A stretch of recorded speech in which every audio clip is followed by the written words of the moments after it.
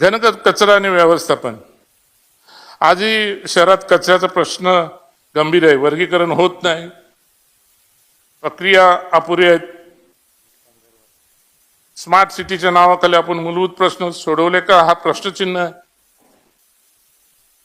आत्मपरीक्षणाचा विषय कचरा वाहतूक निविदेतील शर्ती अटीनुसार ठेकेदाराकडून होत आहेत की नाही याच्याकडे प्रशासनाचं पूर्ण दुर्लक्ष आहे. हे आम्ही का बोलतो की या बजेटमध्ये आपल्या या ठिकाणी मोठा पैसा आपला या ठिकाणी जातो. या बजेटचा जो शहराचा हिताचा जो आहे पैसा तो या ठिकाणी जातो. आयुक्त साहेब, या ठिकाणी मला स्वतःला लाज वाटते, पण मला या गोष्टीचा एक गर्व पण झाला की मी जे पायलट प्रोजेक्ट केला, चिंचपाड्यामध्ये जो पायलट प्रोजेक्ट केला,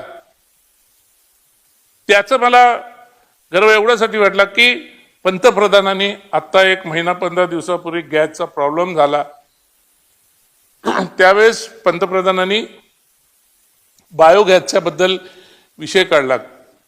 म्हणजे टॉयलेट बिलेटचे आपले मलनिस्सारांच्या याच्यावरती बायोगॅसवरती आपली गॅस हे करायला पाहिजे. पंतप्रधान बोलले, त्याच्यावर कोणीतरी काहीतरी कॉमेंट्स केल्या त्याच्यामध्ये. पण साहेब, हे आमच्या इथं झालंय, पण तुमच्या या अधिकाऱ्याच्या आडमुठपणामुळे तो बंद आहे. त्या ठिकाणी माननीय नगरविकास मंत्री एकनाथ शिंदे साहेब होते, त्यावेळेस त्यांनी स्वतः आणि या ठिकाणी त्यावेळेच्या खासदारांचा फंड पण आम्ही तिथं लावला होता. आणि एवन त्या बायोगॅसच्या म्हणजे मलनिस्सारण लाईनींच्या याच्यावरती गॅस तयार होऊन घरामध्ये जाऊन नगरविकास मंत्र्यांनी ते गॅसच्या पाईपलाईनची सुरुवात केली होती. ते पेटवलं पण होतं.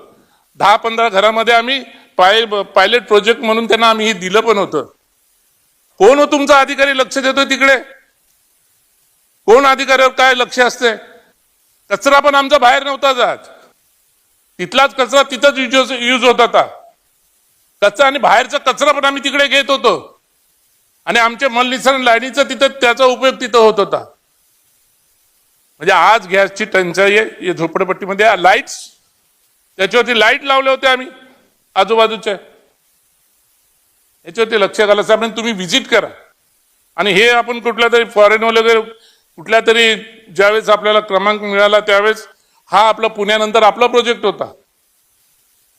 याच्यावरती मॅडम आपण आयुक्त साहेब आपण याच्यावरती व्हिजिट करावे असं मी सांगतो.